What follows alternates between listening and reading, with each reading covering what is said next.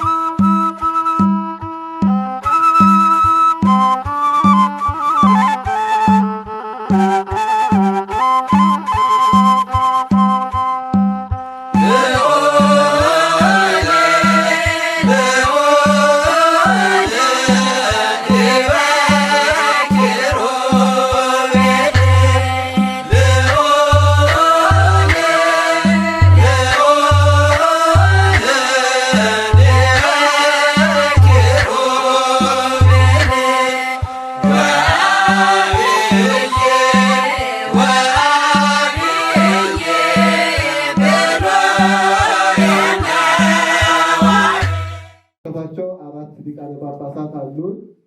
እስክንድርያ፣ አንጾኪያ፣ ሮም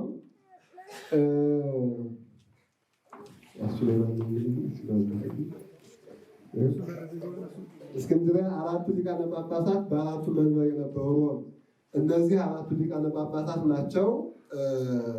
በእነዚህ ውስጥ 318 ሊቃውንት የተሰበሰቡት እነዚህ በሚኖራቸው ለምሳሌ ያክል የኢትዮጵያ ኦርቶዶክስ ተዋሕዶ ሊቀ ጳጳስ ማን ይባላል? ፓትርያርክ ማለት ነው። ከውቶችን ልጠይቅ ማን ይባላል?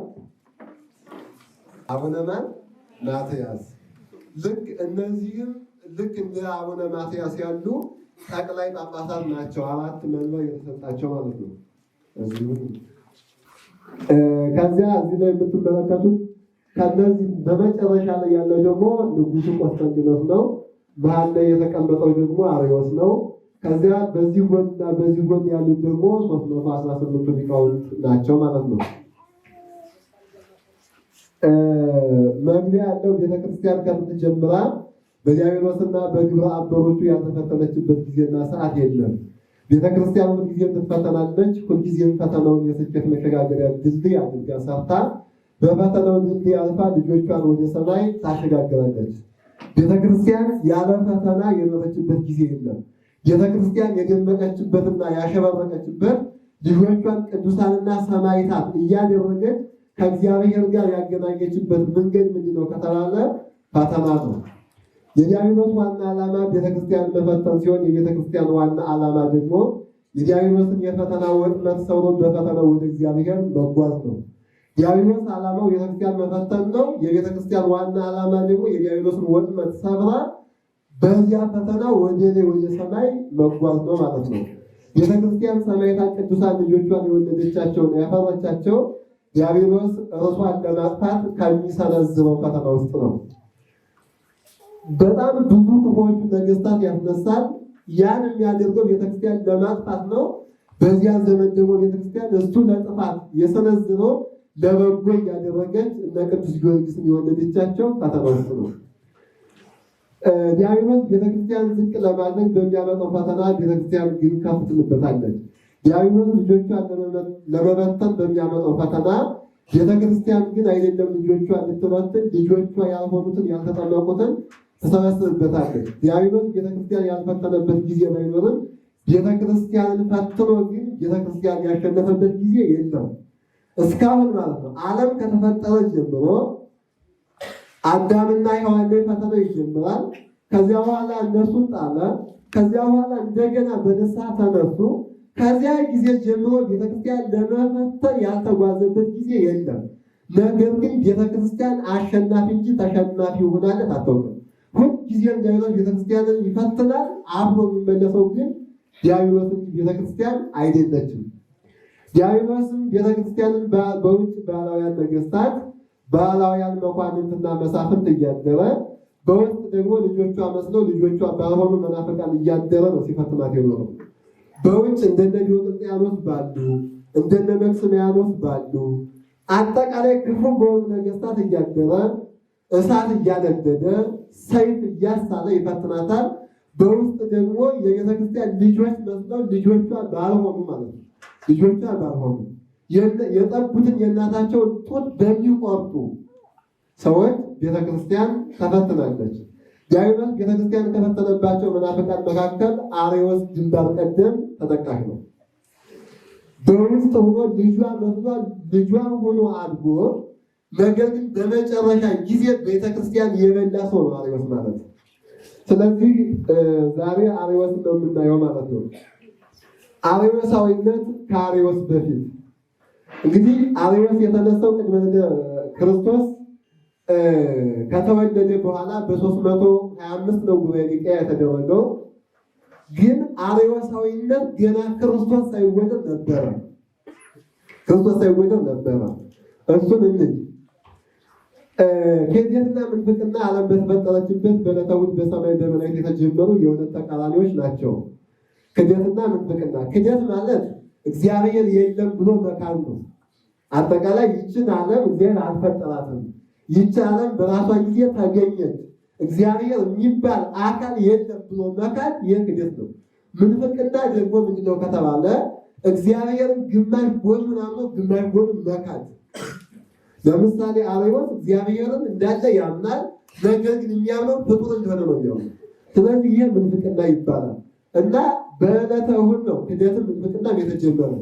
ለምሳሌ ያክል ክህደትን ዲያብሎስ ጀመረው የፈጣሪ ነኝ አለ። ምንፍቅናውን ደግሞ ከሱ በታች ያሉ ዲያብሎስ ፈጣሪ ይሆን አይሆን በሚል ጥርጥር ውስጥ የነበሩ መላእክት ስለነበሩ ምንፍቅናም በዚህ ዕለት ተጀመረ። በተፈጠረበት ዕለት ፈጣሪውን እግዚአብሔር ለመጀመሪያ ጊዜ የካደው ዲያብሎስ እርሱ ብቻ ክዶ የቀረ ሳይሆን በዚያው ፈጣሪውን እግዚአብሔርን በካደበት ዕለት ብዙ ከሃዲዎችና መናፍቃን መላእክትን አፈርቷል። በዚያው ዕለት ዲያብሎስ የካደው መቼ ነው ከተባለ በዚያው በተፈጠረበት ዕለት አንድ ቀን እንኳን ያለ ክደት መዋል ያልቻለ ፍጡር ነው ዲያብሎስ ማለት ነው። መውጣት ወደማይችልበትና የጨለማ መገኛና ስፍራ ወደሆነችው እንጦንጦስ ከወረደ በኋላ መላእክትን በሰማይ ፈጣሪያቸው እግዚአብሔር እንዲክዱና እንዲጠራጠሩ ያደረገው ዲያብሎስ የሰው ልጆችንም በአርአያውና በአምሳሉ የፈጠራቸውን እግዚአብሔርን አስክዶና ፈጣሪያቸው ሊገለገሉበት እግዚአብሔር በዕለተ ሰሉስ የፈጠረው እንጨት እንደሆነ አድርጎ በመስበክና በጣዖታቱ በማድረግ የሰው ልጅ የእግዚአብሔርን መኖር እንዲክድና በእግዚአብሔር መኖር እንዲጠራጠር እያደረገ ብዙዎቹን ከእግዚአብሔር ስለያቸውና ራሳቸውንም አምላክ አድርገው ለራሳቸው ምስል አቁመው ለራሳቸው ምስል የሚሰግዱና ሌላውን የሚያሰግዱ ሰዎችን በብሉይ ኪዳንም ሆነ በአዲስ ኪዳን መፍጠር ችሏል። ለምሳሌ ያክል ዲያብሎስ እንጨቱን አምላክ እንደሆነ አድርጎ የሰበካቸው ሰዎች አሉ። ሰው የረገጠውን ትቢያ የሚልስ እባብ አምላክ እንደሆነ አድርጎ የሰበካቸው ሰዎች አሉ። ከተፈጠሩ በኋላ ፍጡር መሆናቸውን እያወቁ ነገር ግን እነርሱ ንጉሥ ስለሆኑ አምላክ እንደሆኑ አድርጎ የሰበካቸው ሰዎች አሉ። እግዚአብሔር እንዲግዱ እያደረገ ማለት ነው። ለምሳሌ ያክል እንጨት እኛን አምላክ አድርጎ ሊገዛ የተፈጠረ ሳይሆን እኛ ልንገለገልበት የተፈጠረ የእኛ መገልገያ ነው። ለዚህ ነው ቅዱስ አትናቴዎስ በቅዳሴው ሲናገር ወመለክው ወደ የሆኑ ገዛይተ እና የሰው ልጅ ገዥ ነበረ፣ ከገዥነት ወደ ተገዥነት ሲወርድ ግን ይላል ገዥ ያልነበሩ እጽዋት፣ እንስሳት፣ አራዊት፣ አጋንንት ገዙት እያለ ይናገራልና ዲያብሎስ በብሉይ ኪዳንም ሆነ በአዲስ ኪዳን እነዚህን ሰዎች ማፍራት ችሏል። ሌላው ዲያብሎስ በተለየ መልኩ ተሰሚነትና ተደማጭነት ባላቸው ፈላስፋዎች እያደረ ሰዎች ስለ እግዚአብሔር የተዛባ አመለካከት እንዲኖራቸው አድርጓል። ምክንያቱም ዲያብሎስ የሚያድነው ተሰሚነት ባላቸው አካላት ነው። ለምሳሌ ወደ ቤተክርስቲያን ስንመጣ ፓትርያርክ በሆኑት፣ ጳጳሳት በሆኑት፣ ካህናት በሆኑት፣ መነኮሳት በሆኑት ሰዎች ምክንያቱም እነዚህን ህዝቡ ስለሚሰማቸው ተደማጭነትና ተሰሚነት ስላላቸው በእነዚህ ሰዎች ካደረ በጣም በርካታ ምዕመናንን ይዞ የመሄድ አቅም አለው። ለምን ከዚያ በታች በሆነ ግን ካደረ ማንንም ይዞ መሄድ አይችልም። ምክንያቱም ተሰሚነትና ተደማጭነት የለውም ማለት ነው። ስለዚህ ዲያብሎስ በተለይ በግሪክ ምድር ላይ በተነሱት ፈላስፋዎች አድሮ ተሰሚነት ስላላቸው በእነዚህ አማካኝነት እግዚአብሔር የለም የሚለውን ክደት ሲያስፋፋ ኑሯል። እንግዲህ ግሪክ እንደሚታወቀው የጥበብ ምድርና ጥበብን ፈላጊ የጥበብ ምርኮኛ መሆኗን ከፍልስፍናና ከታሪክ መዛግብት ባሻገር ቅዱስ ጳውሎስም በአንደኛው ቆሮንቶስ ምዕራፍ 1 ቁጥር 22 ላይ መስክሮላታል። እንዲህ ሲል እስመ አይሁድ ተአምረ ይስያሉ ወጽንዕ ጥበበ ያስሱ። እነሆ አይሁድ ምልክትን ይፈልጋሉ፣ ግሪካውያን ደግሞ ጥበብን ይፈልጋሉ። አይሁድ ምልክት ፈላጊዎች ናቸው። አጠቃላይ እንደነ ኤልያስ ሰማይን እንዲለጎም፣ ባህር እንዲከፈል፣ መና ከሰማይ እንዲወርድ እንዲህ የሚፈልጉ ናቸው። ግሪክ ደግሞ በጥበብ የምታመልክ የጥበብ ምርኮኛ የሆነች ሀገር ናት። ግሪክ ቅድመ ልደተ ክርስቶስ 481 ጀምሮ ብዙ ፈላስፋዎችን ያበቀለች ምድር ናት። ከነዚህም መካከል እግዚአብሔር የለም ብሎ የክደት ትምህርት በማስተማሩ ከሀገሩ የተባረረውና በመጨረሻም በመርከብ ሲጓዝ እስከ መርከቧ ሰጥሞ የሞተው ፕሮታጎራስ የሚባል ፈላስፋ አለ። ይህ ፈላስፋ ምንድን ያለ እግዚአብሔር የሚባል አካል የለም፣ እግዚአብሔር የሚባል የለም፣ ዓለም የተገኘችው በራሷ ሁናቴ ነው እንጂ እግዚአብሔር ዓለምን አልፈጠራትም ብሎ ለመጀመሪያ ጊዜ የካደ ፈላስፋ ነው። ዓለም በፍልስፍና ያደነቀችውና አሁንም ዓለም የምታደንቀው ለብዙ ፈላስፋዎች የፍልስፍና ሀሳብን የወረሳቸውና ፍልስፍናን ከደመና አውርዶ ወደ ምድር ጣላት ተብሎ የተነገረለት ዝነኛውን ፈላስፋ ሶቅራጥስን የግሪክ ምድር በ469 ዓም አስገኝታለች። ይህ ፍልስፍና እንግዲህ በተለይ በዘመናዊ ትምህርት ዓለም ያላችሁ ሶቅራጥስ አዲሳችሁ ይሆናል ብዬ አላስብም። በርካታ ምሁራን ግሪክን ግሪክ ያደረጋትና የጥበብ ምድር እንድትባል ያደረጋት ሶቅራጥስ ነው ይላሉ። ሶቅራጥስ በተወለደ በ70 ዓመቱ ሄሮዶክ ከሚባል መርዛማ እንጨት የተዘጋጀ መርዝ ጠጥቶ ቅድመ ልደተ ክርስቶስ 399 ዓመት የሞተ ነው። ለምንድን ነው እንዲህ አይነት መርዝ ጠጥቶ እንዲሞት የተደረገው ከተባለ ሶቅራጥስ ከሱ በፊት ሶፊስቶች የሚባል ፈላስፋዎች ነበሩ እና የእነሱ ፍልስፍና እግዚአብሔር የለም የሚል ነው። ሶቅራጥስ ደግሞ እግዚአብሔር አለ የሚል ፍልስፍናን አመጣ። ይህም ብቻ አይደለም፣ ህዝቡን በተዛባ አመራር ይመሩ የነበሩ መሪዎችን በተሻለ ሀሳብ ስለነቀፋቸውና የተሻለ ሀሳብ ስላመጣባቸው ከዚያም ባሻገር ከነሱ በተሻለ መልኩ ህፃናትን እየሰበሰበ እውነተኛውን ፍልስፍና ያስተምር ስለነበረ ህፃናቱን የተዛባ ትምህርት ያስተምራል ብለው ሄሮዶክ የሚባል መርዛማ እንጨት አለ፣ ከሱ የተበጠበጠ መርዝ ጠጥቶ እንዲሞት አድርገውታል። የእሱን ፍልስፍና በትንሹ ሶቅራጥስ ሉዓላዊ ከሌለች ፍጹም የሚያልፍበት የሁሉ መገኛ ሁሉ በእጁ ሆኖ የሁሉ ወሳኝ የሆነ አንድ አምላክ መኖሩን ያምናል። ነገር ግን ከዚህ ላይ ሶቅራጥስ ሥላሴ በአካል ሶስት በባህሪ አንድ ምናምን የሚባል ነገር አይደለም ያለው። አንድ እንከን የለሽና ፍጹም የሆነ አምላክ እንዳለ ዓለምን ያስገኘ ከዓለም በላይ የሆነ አምላክ እንዳለ ሶቅራጥስ ያምናል። ከዚያ ስለ ዓለም ተፈጥሮ ሶቅራጥስ አሁንም የተዛባ ምልከታ አለው። ስለ ዓለም ተፈጥሮ የሶቅራጥስ እምነት ይህ ሉዓላዊ አምላክ ዓለምን ካለመኖር ወደ መኖር አምጥቶ የፈጠራት ሳይሆን ዓለምን ካለ ነገር የፈጠራት ብሎ ያምናል። ለምሳሌ ያክል በእኛ ቤተክርስቲያን አስተምሮ ዓለምን እምኀበ አልቦ ሀበቦ ዓለምን ካለመኖር ወደ መኖር አምጥቶ ፈጠራት እንጂ ዓለምን ካለ ነገር አይደለም አምጥቶ የፈጠራት። ምክንያቱም እንደ ሶቅራጥስ እንደ ሀሳብ እንመለከተው ብንል እንኳን ያ ዓለምን የፈጠረበት ያለው ነገር ያ ደግሞ ማን አስገኘው የሚለው አሁን ሶቅራጥስን ወደ ሌላ እንትን ይሰደዋል ማለት ነው። ከዚያ በኋላ ከሶቅራጥስ ቀጥሎ የተነሳው ለአርዮስ መነሻ የሆነው ፕላቶን ነው፣ ወይም አፍላጦን ተብሎ የሚጠራው ፈላስፋ ነው። አፍላጦን የሶቅራጥስ ደቀ መዝሙር ነው። ቅድመ ልደተ ክርስቶስ 427 ዓመት የግሪክ ምድር በሆነችው በአቴና ተወለደ። አባቱ አሪስቶ እናቱ ፕሪክሽን ይባላሉ። አፍላጦን ከሶቅራጥስና እንዲሁም ከተለያዩ የፍልስፍና መምህራን ፍልስፍናን ከተማረ በኋላ አካዳሚ እየተባለ የሚጠራውን ትምህርት ቤት አቋቁሞ ከ35 በላይ የሚሆኑ መጻሕፍትን ጽፎ በተወለደ በ80 ዓመቱ ቅድመ ልደተ ክርስቶስ 349 አሙቷል። የአፍላጦንን ፍልስፍና አፍላጦን እግዚአብሔርን ዓለም በቀጥታ አልፈጠረውም። እንግዲህ የአርዮስ መነሻ ይህ ነው። እግዚአብሔር ይህን ዓለም በቀጥታ ምን አለው መልኳችሁ አልፈጠረውም። እግዚአብሔር ይላል አፍላጦን በመጀመሪያ ጊዜ መናፍስትን ፈጠረ። ምኖችን ፈጠረ? መናፍስትን ፈጠረ። እነዚያ መናፍስት ደግሞ ከነሱ በታች ያሉ መናፍስትን ፈጠሩ። ከዚያ በኋላ በእነዚያ መናፍስት ዓለም ተፈጠረ ይችላል። አርዮስን ላሳያችሁ። አርዮስ ምንድን ያለ? እግዚአብሔር አብ ማንን ፈጠረው አለ? እግዚአብሔር ወልድ ሎቱ ስብሐት። እግዚአብሔር ወልድ ደግሞ እግዚአብሔር መንፈስ ቅዱስን፣ እግዚአብሔር መንፈስ ቅዱስ ደግሞ መላእክትን። ይህንን ፍልስፍና ወይም ይህንን ክደት አርዮስ የት ነው ያገኘው ከተባለ ቅድመ ልደተ ክርስቶስ 400 ዓመት ከነበረው ከአፍላጦን ያገኘው ክደት ነው እንጂ የራሱ ክደት አይደለም። የክደት የአርዮስ ክደት አይደለም። ክደቱ ተውሶ ነው የካደው አርዮስ እንጂ የራሱ ክደት የለውም። ይህን ዓለም ራሱ በፈጣሪ ተወራጅ መናፍስት አማካኝነት በተዘዋዋሪ እንዲፈጠር አደረገ ይላል።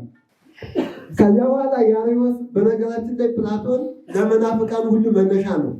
ለማንኛቸውም መናፍቃን መነሻቸውን የታሪክ መዛግብትና የፍልስፍና መጻሕፍትን እየመረመርን ወደኋላ መጓዝ ከቻልን የፕላቶን ሀሳብ የመናፍቃን መፈልፈያ ኮሬ ወይም ዋሻው እናገኘዋለን። እንመለከተው። የሰው ነፍስ በቀጥታ በራሱ በእግዚአብሔር የተፈጠረች ናት። ተወራጅ መናፍስት በነፍስ አፈጣጠር ላይ ፈጽሞ ተሳትፎ የላቸውም ይላል።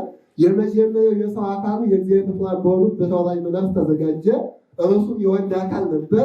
ከዚህ የወንድ አካል የሴት አካልና የእንስሳት አካል ተገኘ ይላል። የእንስሳት አካል ከሰውና ከእንስሳት ማነው ቀድሞ የተፈጠረ?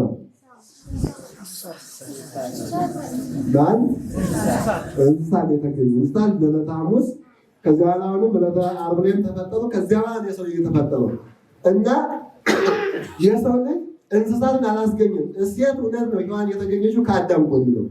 ሌላው ደግሞ ይህንን እንዳለ እንቀበለውና በ18ኛው መቶ ክፍለ ዘመን የነበረው ዳርዊን ደግሞ ምን ይላል? የሰው ልጅ የተገኘው ከምን ነው ይላል? ከምን? ከዝንጀሮ ወይም ከእንስሳት ተገኘ ይላል። ተመካው ይሄኛው እንስሳትን የሰው ልጅ ያስገኘ ይላል። ያኛው ደግሞ ይሄኛው እንስሳትን የሰው ልጅ ያስገኘ ይላል። ያኛው ደግሞ እንስሳት የሰው ልጅ ያስገኘ ይላል ማለት ነው።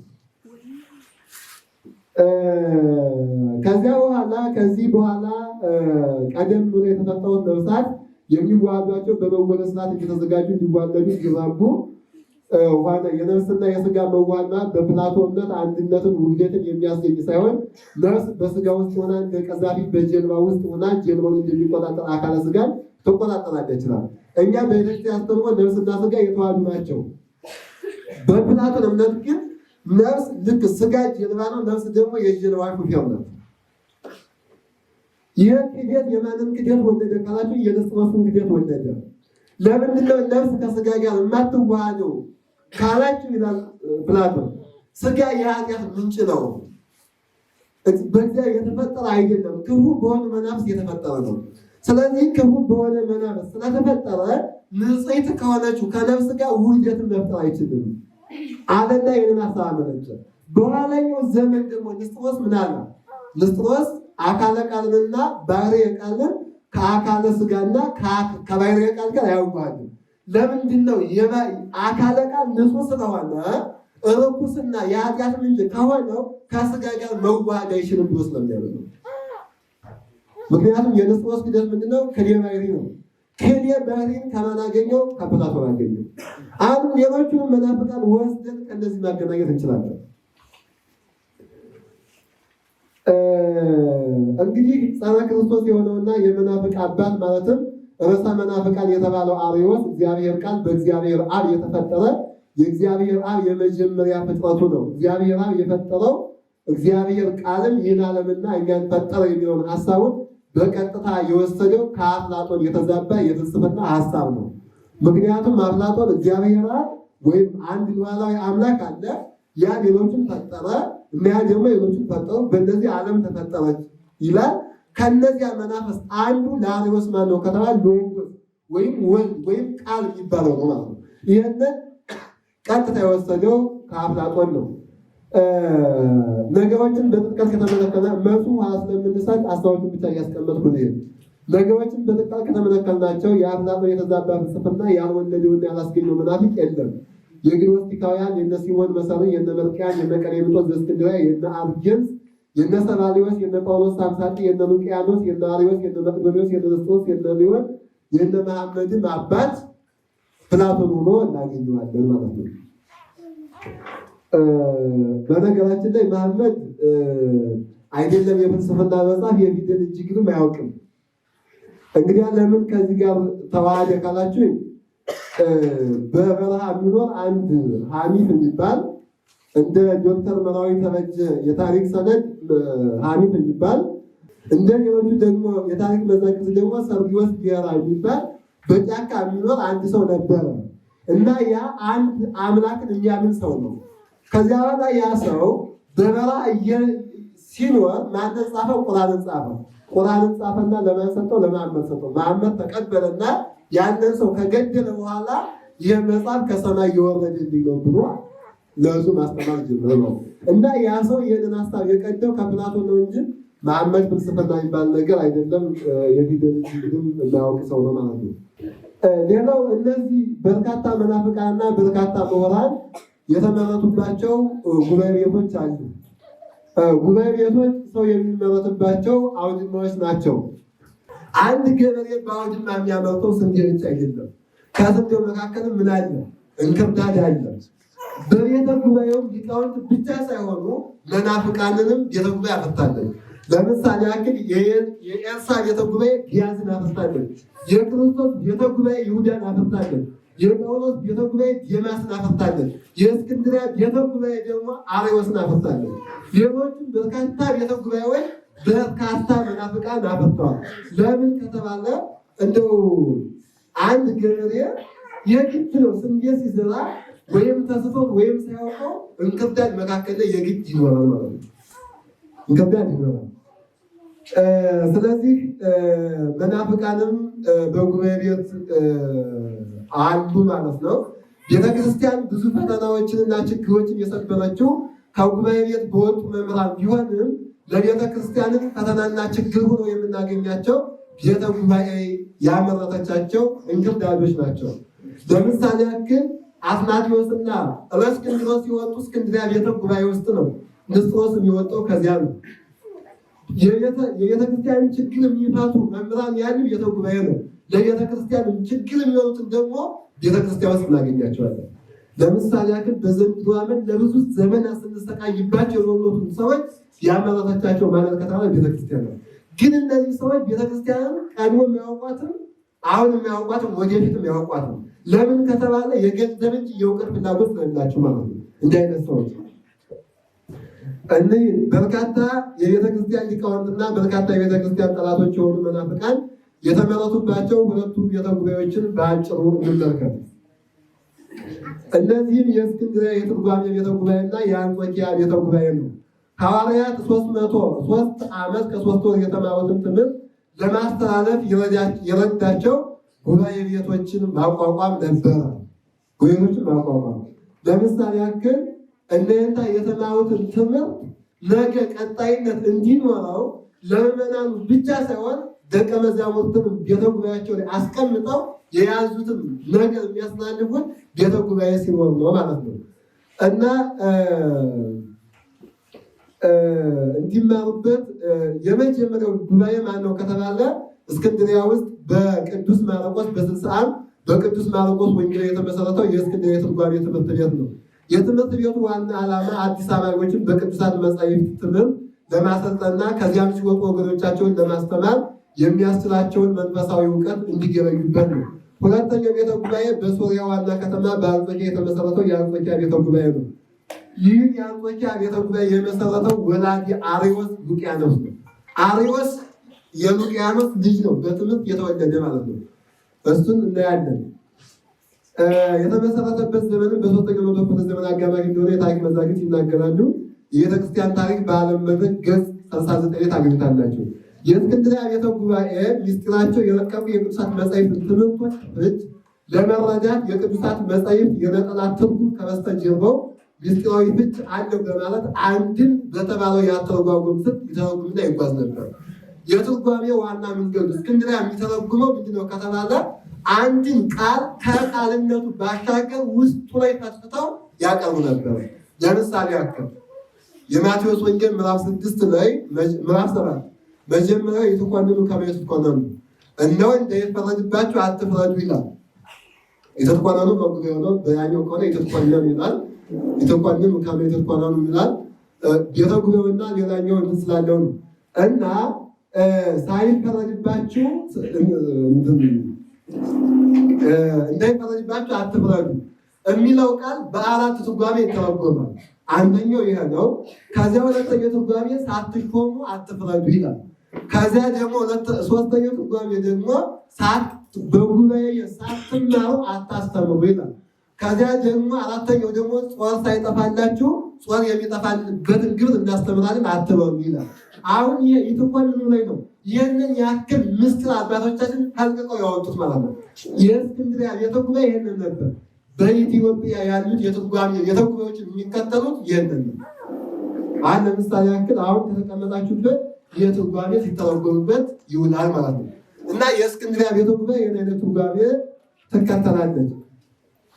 የእስክንድርያ ቤተ ጉባኤ ያፈራቻቸውን መናፍቃን በአጭሩ ክርስትናን ክርስትናና ፍልስፍናን በአንድ ለማዳቀል የሞከረውና ፍልስፍና ከክርስትና ክርስትና ከፍልስፍና እንደማይበላለጡ ማለትም አንድ እንደሆኑ በማስተማር 8 መጻሕፍትን የጻፈው ቀሌምንጦስ ዘእስክንድርያ የሚባል መናፍቅ እስክንድርያ ቤተ ጉባኤ ላይ ወጥቷል።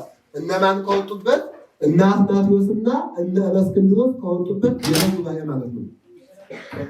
የክርስቶስ አካለ ትስብእት ከትንሣኤ በኋላ ወደ መለኮትነት ተቀይሯል በማለት የሚያምነው ከአብ ወልድ ያንሳል፣ ከወልድ መንፈስ ቅዱስ ያንሳል፣ ከመንፈስ ቅዱስ መላእክት ያንሳሉ፣ ከመላእክት የሰው ልጅ ያንሳል ብሎ ማዕረገ ርቀትን እየሰጠ ሥላሴን የሚያበላልጠው ገና በ17 ዓመቱ የእስክንድርያ ጉባኤ ቤት ዲን የነበረውና በትምህርቱም ማራኪነት አሕዛብን ሳይቀር ወደሚያስተምርበት የእስክንድርያ ጉባኤ ቤት መሳብ የቻለው በኋላም ሴቶችን በመፍራት አካሉን የሰለበው ከሞተ በ299 ዓመት ውስጥ ከመጻሕፍቱ የተወገዘው አርጌንስ የወጣው እስክንድርያ ቤተ ጉባኤ ውስጥ ነው። አርጌንስ ዋና ሀሳቡ ምንድነው ከተባለ አብ ከማን ያንሳል አላልኳችሁ? ከወልድ፣ ወልድ ደግሞ ከማን? ከመንፈስ ቅዱስ፣ መንፈስ ቅዱስ ደግሞ ከዚያ መላእክት ከማን ያንሳሉ አለ? ከመንፈስ ቅዱስ። እንዲህ እያለ እያበላለጠ ማዕረገ ርቀትን የሰጠ መናፍቅ ነው እና ይገርማቸዋል። ይህ ሰው ገና በወጣትነቱ በትምህርት አይምሮ በጣም የነቃ ሰው ነበር። በ17 ዓመቱ የእስክንድርያ ቤተ ጉባኤ ዋና ኃላፊ ነበር እና በትምህርቱ ይላል ታሪክ ጸሐፊ አይደለም ክርስቲያኖችን ይቅርና አሕዛብን ያመጣ ነበር። በኋላም የራሱን አካል በራሱ ሰልቦ የሞተ ከዚያ በመጨረሻ መጻሕፍቱ ሲመረመሩ የክደት ሀሳብ እንዳላቸው ሲታወቅ ከሞተ ከ299 ዓመት በኋላ የተወገዘ መናፍቅ ነው። አብ የተባለው ወልድ ነው። ወልድ የተባለው አብ ነው። አብና ወልድ የተባለው መንፈስ ቅዱስ ነው። መንፈስ ቅዱስ የተባለው አብና ወልድ ነው። ማለትም አንድ ገጽ በማለት የሚያምነው ሰባሊዎስ ሌሎቹም በርካታ መናፍቃን ተቀልብተውባታል። አሁን ተመልከቱ። የሰባሊዎስ ክደት ደግሞ አብ ማለት ወልድ ነው አለ። ወልድ ማለት አብ ነው አለ። አብና ወልድ ማለት መንፈስ ቅዱስ ነው አለ። መንፈስ ቅዱስ ማለት ደግሞ አብና ወልድ ማለት ነው። እንዲህ ከሆነ ስንት አካል የለም ማለት ነው? 3 አካል የለም ማለት ነው። ግን የሥላሴ ሦስት አካልነት እንደ አንድ መጽሐፍ ተቆሚያቸው ግን የማቴዎስ ወንጌል ምዕራፍ 3 ስንመለከት ክርስቶስ በዮርዳኖስ ሲጠመቅ አብ በደመና ሆኖ ምን አለ? ዝንቱ ውእቱ ወልድየ ዘአፈቅር ዘቦቱ ሰመርኩ፣ እነሆ የምወደውና የማፈቅረው ልጄ ይህ ነው አለና አብ በደመና ሆኖ መሰከረ። በዚህ ጊዜ ወልድ የት ነበር ያለ? ዮርዳኖስ ውስጥ ምን እያደረገ? እየተጠመቀ ነበር ያለ።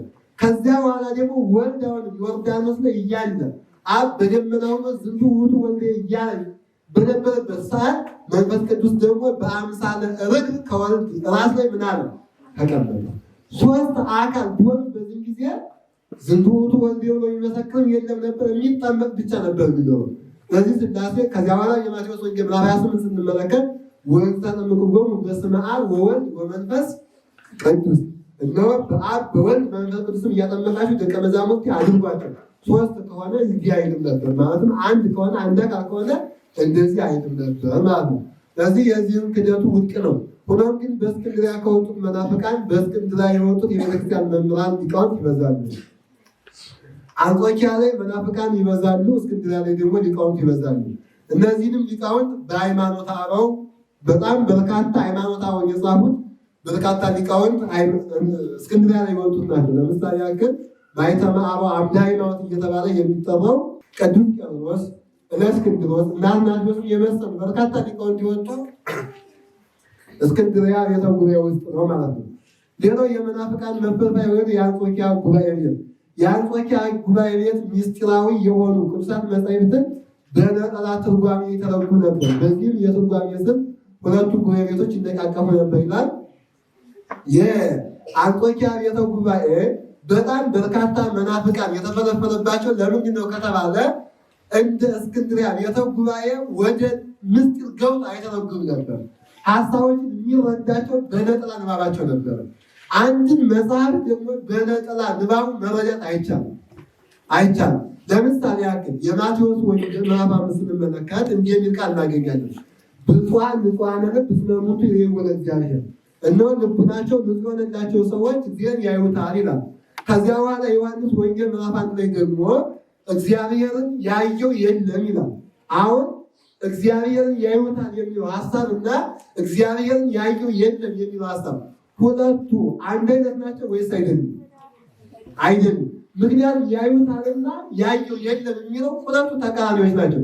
እነዚህ የሚታረቁት በምንድን ነው ከተባለ በትርጓሜ ነው። የማቴዎስ ወንጌል ላይ ሆነም ክርስቶስ በ6 ሰዓት ተሰቀለ ይላል።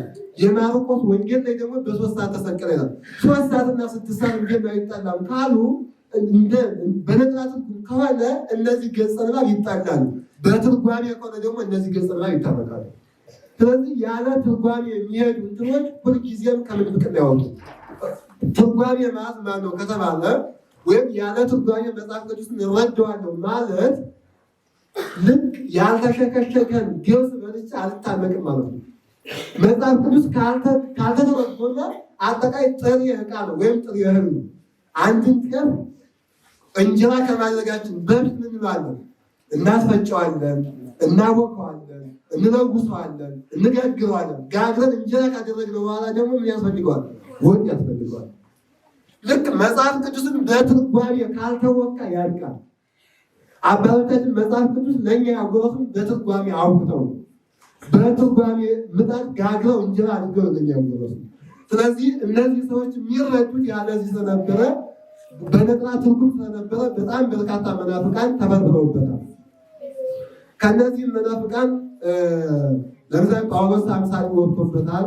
ወላዲ አርዮስ ሉቅያኖስ ወጥቶበታል። ሉቅያኖስም ሉቅያኖስ እግዚአብሔር ይህን ዓለም በቀጥታ ራሱ እግዚአብሔር አልፈጠረውም። ነገር ግን እግዚአብሔር በፈጠራቸው ተወራጅ መናፍስት ወይም ኃይሎች አማካኝነት በተዘዋዋሪ እንዲፈጠር አደረገ የሚለውን አፍላጦናዊ እምነት ያምናል። ከእነዚህም ተወራጅ መናፍስት አንዱ ሎጎስ ወይም ቃል ወይም ወልድ ነው። እርሱም ሰውና ዓለምን ፈጠረ የሚለውን ተቀብሎ አምኖ ያሳምን ታምሮ ያስተምር ነበር። በጳውሎስ አምሳጢና ወላዲ አርዮስ ሉቅያኖስ በአንድ ዘመን በአንድ ጉባኤ ቤት እንደተማሩ ገሰሰ ፋሬስ አመረ ክርስትና በመዋግደ ፍልስፍና በሚል መጽሐፋቸው ይገልጻሉ። ወልድ ፍጡር በመለኮቱ የሚለው አፍላጦናዊ ትምህርት ከጳውሎስ አምሳጢ በሉቅያኖስ በኩል ተላልፎ በተማሪው በአርዮስ አንደበት እግዚአብሔር የመንገዱን መጀመሪያ አደረገኝ የሚለውን የምሳሌ ሰሎሞን ጥቅስ ሽፋን በማድረግ በክርስትና ትምህርት ውስጥ ሰርጎ ገባ። የማን ክደት? የነ ጳውሎስ አምሳቂ የነ ሉቂያኖስ ክደት ነው አርዮስ በመጨረሻ ላይ የገለጸው ማለት ነው። ሉቂያኖስ ወልድ አምላክ የሆነው የእግዚአብሔር ፈቃድ በመፈጸምና ከእግዚአብሔር አብ በተሰጠው የጸጋ አምላክነት ነው ይላል። ይህ ከሆነ ከቅዱሳን በምንም መልኩ አይለይም ወልድ ማለት ነው። ቅዱሳን የጸጋ አምላክ ናቸው እግዚአብሔር ባገኙት ማለት ነው። ስለዚህ በኋላ ጊዜ አርዮስን ያለው ምንድን ነው ከተባለ ወልድ አምላክ የሆነው እስቲ ቆይ እናንተ ልጠይቃችሁ፣ የወልድ አምላክነት የጸጋ ነው ወይስ የባህሪ ነው? የምንድን ነው? የባህሪ የጸጋና ስጦታ ማለት ነው። ለምሳሌ ያክል ለእኔ ዲያቆን አግማስ የሆነ መጽሐፍ ቢሰጠኝ ያ መጽሐፍ ከዚያ በፊት የለኝም ነበር ማለት ነው። ወልድም እንዲሁ በጸጋ አምላክነትን አገኘ ካለ ከዚያ በፊት ምን አይደለም ነበር ማለት ነው? አምላክ አይደለም ነበር ነው። ግን ወልድ አምላክ ነው እናያለን። በዚህ ውስጥ ስላለ ማለት ነው። ቅዱሳን የቤተ ክርስቲያን ሊቃውንትም ወላዲ አርዮስ ሉቂያኖስን በተለያየ ዘለፋ የሚዘልፉት አርዮስን በትምህርት የወለደው እሱ ስለሆነ ነው። ለምሳሌ የቆጵሮሱ ሊቀ ጳጳስ ኤጲፋንዮስ የመለያየት መብት የተቀባይ ይለዋል ሉቂያኖስን። የመናፍቃን አዳኝ እየተባለ የሚታወቀው የእስክንድርያ ጉባኤ ቤት ደጋፊ ኤጲፋንዮስ አርጌንስንና ሉቂያኖስን የአርዮስ መምህራን ይላቸዋል። ሉተራዊ ሃርናክ ጀርመናዊ ሉቂያኖስን ከአርዮስ በፊት የነበረ አርዮስ ይሏል። ከአርዮስ በፊት የነበረ ማን? አርዮስ። ማንን ነው እንዲህ ያለው? ሉቂያኖስ። ሉቂያኖስ በምላችሁ ይህንን ማለት ነው። የአንጾኪያ ጉባኤ ቤት ከሉቂያኖስ በኋላ በዲያድስ ዘጠሴት ስትመራ በነበረችበት ጊዜ በሁለት ባህሪ በሁለት አካል እንዲሁም በህዝብ የተዛባና ከክርስትና አስተምሮ ባፈነገጠ አስተምሮ ስትበረዝ ስታወቅ እንደሆነ የታሪክ መዛግብት ያስረዳሉ። የአንጾኪያ ጉባኤ ቤት በእሾህ መካከል እንደምትፈነዳ የጽጌረዳ አበባ አንድ በክደት ያልተበከለ ዮሐንስ አፈወርቅ ብቻ ማስገኘት ይችላለን። የአንጾኪያ ቤተ ጉባኤ ያስገኘችው ሊቅ ማን ነው ከተባለ ዮሐንስ አፈወርቅ ነው። ከዚያ ውጭ በ5ኛው መቶ ክፍለ ዘመን አካባቢ ፊልክስዮስ የሚባል መጽሐፈ መነኮሳትን የጻፈ አንድ ሊቅ አለ። እሱን ያስገኝታል። ከዚያ ውጭ የአንጾኪያ ቤተ ጉባኤ የመናፍቃን ቤተ ጉባኤ ነበረ። ከዚያ በተረፈ ግን የአንጾኪያ ጉባኤ ቤት ስትፈለፍል የኖረችው መናፍቃን ነው ማለት ነው። አርዮስና ትምህርቱ እንግዲህ ከላይ ስንዘረዝራቸው የነበሩትን የመናፍቃን በተለይም የአንጾኪያ ጉባኤ ቤት መምህራን ክደትን ወደ አደባባይ ይዞት የወጣው አርዮስን ለቤተክርስቲያን ልጆች ተክለውባት አልፈዋል። አርዮስ በ257 ዓመት ገደማ በአፍሪካ ሰሜን ክፍል በምትገኘው በሊቢያ ተወለደ። አርዮስ ከቤተክርስቲያን ጋር ያጣለውን ትምህርት ያገኘው በአንጾኪያ የትርጓሜ ትምህርት ቤት ከሉቂያኖስ ዘሳሞስታ ነው። አርዮስ ወደ አንጾኪያ ከመሄዱ በፊት በእስክንድርያ ጉባኤ ቤት የእስክንድርያ ሊቀ ጳጳስ ከነበረው ከተፍጻሜተ ሰማዕት ከቅዱስ ጴጥሮስ ተምሮ ዲቁናንም ተቀብሏል። እስክንድርያ ጉባኤ ቤት ተምሯል። በዚያውም ላይ ደግሞ ተፍጻሜተ ሰማዕት ከሆነው ከቅዱስ ጴጥሮስ ተምሯል። በነገራችን ላይ ከደህና መምህር መማር ሰውን ሊቅ ያድርገው። ለምሳሌ ይሁዳ ከክርስቶስ ተምሯል። ነገር ግን ይሁዳ ማነው ካላችሁ ይሁዳ ነው። ከዚህ ያለፈ ነገር የለውም። አርዮስም እስክንድርያ ቤተ ጉባኤም ተምሯል። ሌላም ቤተ ጉባኤ ተምሯል። ግን አርዮስ ነው።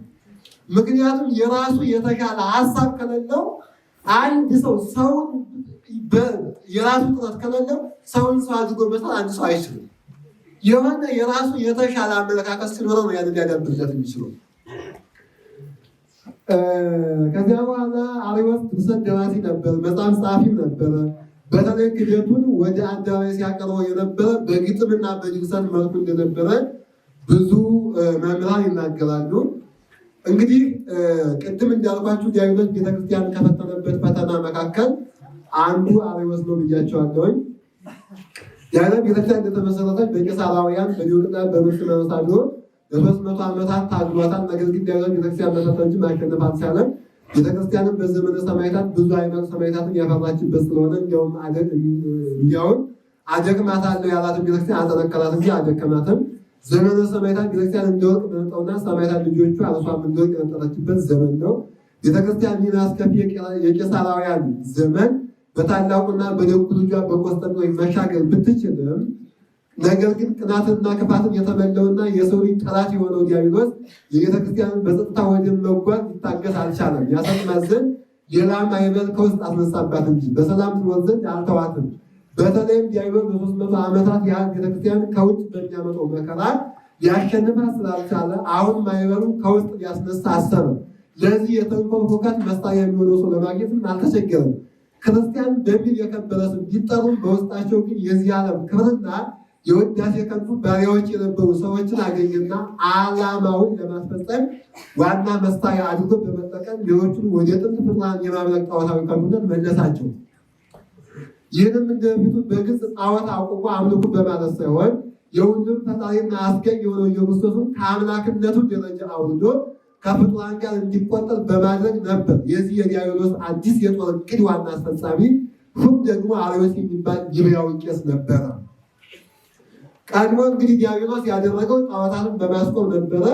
አሁን ግን ዲያብሎስ ያደረገው ምንድነው? በአርዮስ አድሮ ክርስቶስን ነው ከአምላክነት ደረጃ አውርዶ ወደ ጣዖትነት ያመጣው። አርዮስ በቤተ ክርስቲያን እርሻ ውስጥ የበቀለ እንክርዳድ ነው። አርዮስ የተፍጻሜተ ሰማዕት የቅዱስ ጴጥሮስ ደቀ መዝሙር የነበረ ሲሆን የክህደት ትምህርቱን ይዞት ብቅ ያለው በ311 ዓም ቅስና እንደተሾመ ነበር።